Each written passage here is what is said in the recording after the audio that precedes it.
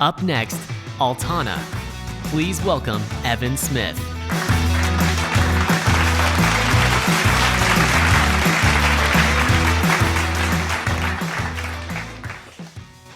All right. Good afternoon. This is an inspiring conference. It's the right conversation at the right time, just in the nick of time, maybe. But I have to start with some bad news. Most of the builders in the room are building on quicksand.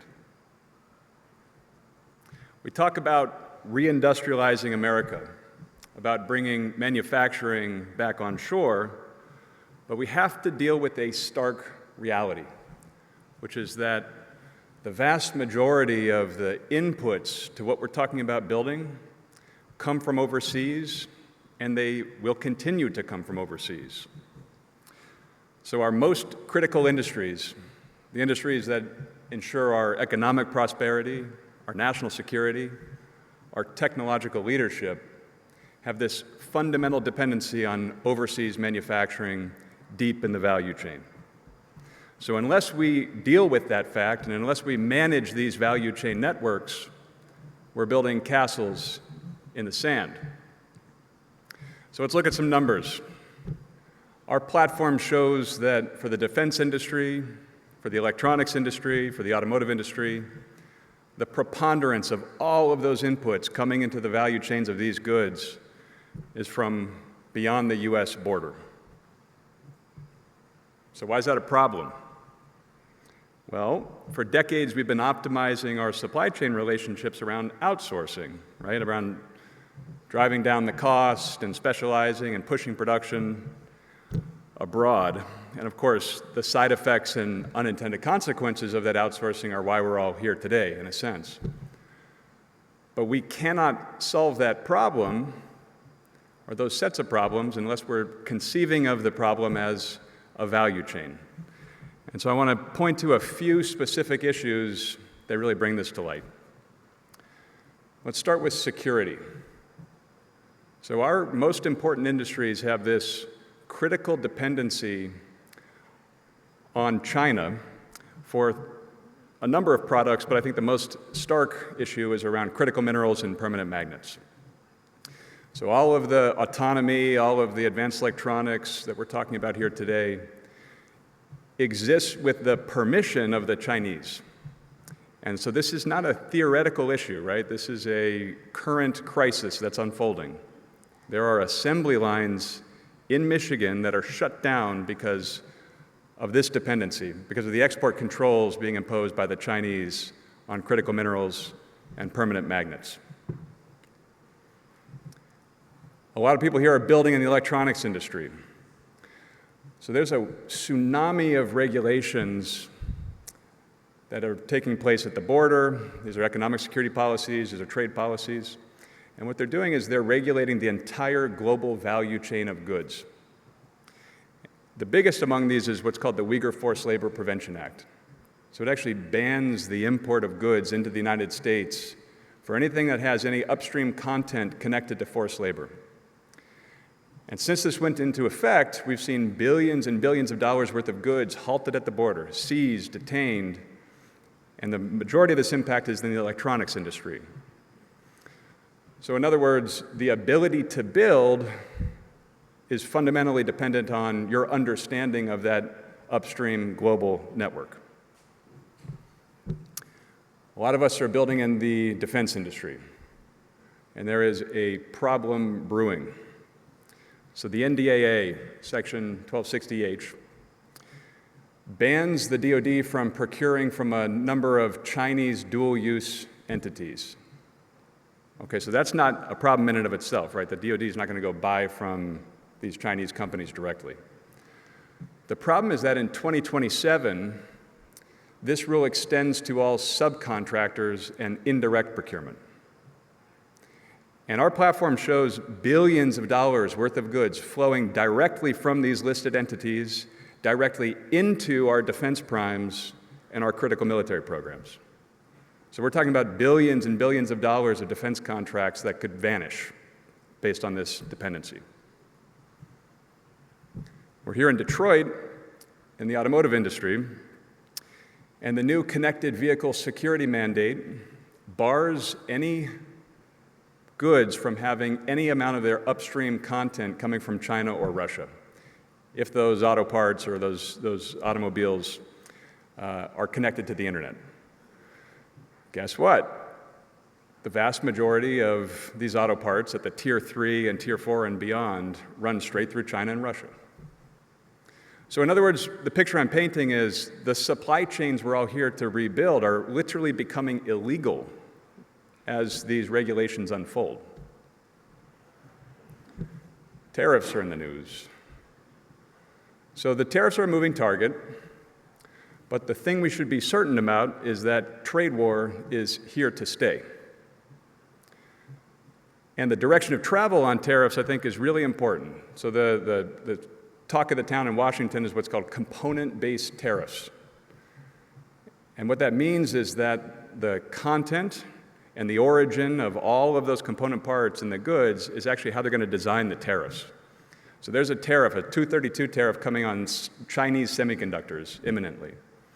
So you've got to know the origin of all of the chips and all of the products and be able to trace that back. And this is what you're going to build your landed costs off of, right? So it's not just about an audit risk or some slap on the wrist from the government. It's literally the cost of your goods and their competitiveness that we're talking about. So what does this all add up to? It means you need a trusted global value chain network if you're going to rebuild. This overseas dependency is real, and we can't ignore it. And we need to be optimizing these networks for resilience, for compliance, and of course for landed costs inclusive of the tariffs if we are going to rebuild. So put differently, you might say that you need a product network. You need a network for managing the flow and manufacturing of goods as they are transformed across these global value chains and then manufactured in the United States. And of course, I'm here to tell you that Altana is the world's only product network. So how does that work? It starts with your bill of materials. So the actual DNA, the recipe of your goods. So we take your bill of materials data and we connect it to the platform. Altana sits on the largest organized supply chain data corpus on Earth. And so we use that and AI to illuminate the Tier 2, the Tier 3, the Tier 4, and draw those connections back to the soil. That visibility is not enough. It's not necessarily complete, and it's not perfectly accurate. And that's where traceability comes in. We give our customers the ability to trace these value chains, to actually get to ground truth. And then once those connections are established at the Tier 2, the Tier 3, you have the basis for collaboration. We provide all parties in this network with AI-assisted workflows, everything from customs classification and tariff reduction to detecting and remediating compliance exposures, to finding and remediating single points of failures and designing resilience into the fabric of the network itself. And this is the most important part. Our platform enables collaboration beyond direct buyer-supplier relationships and in new modalities entirely. So we're connecting these entire value chains through what we call a product passport. A product passport connects buyers and suppliers where my output is your input and your output is their input and so on. And we even connect those passports directly into the US Customs and Border Protection Agency. So what we're building is a system for global entry or TSA pre-check for your goods. And that's not theoretical. We've been doing that over the last 7 months. We've been pre-clearing and pre-validating the goods coming into the United States.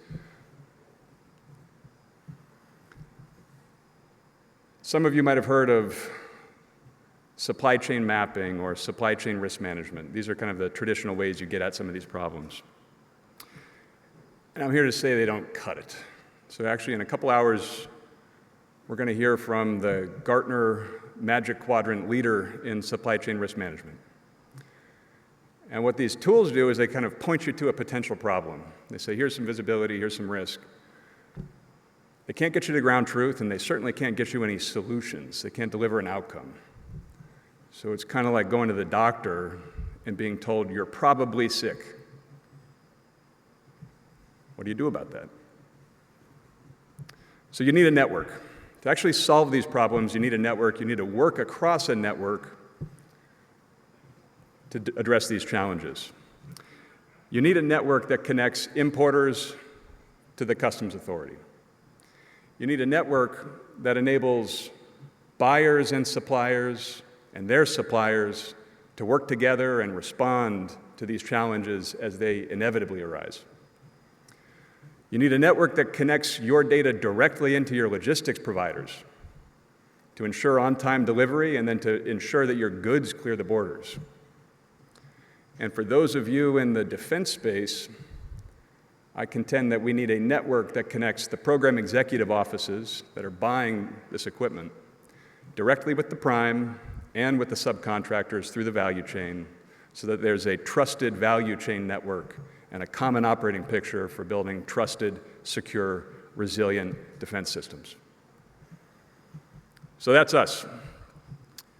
The Altana Product Network combines visibility, traceability, collaboration, and AI-powered workflows to build these secure, resilient, and competitive value chains for winning the 21st century.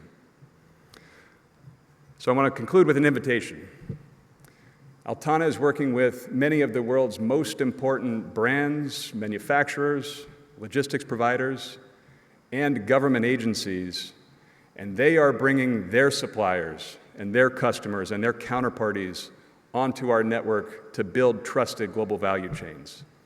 And so as all of you rebuild America's industries and you build the technologies that win the 21st century, let's do it together in a trusted global value chain. Thank you.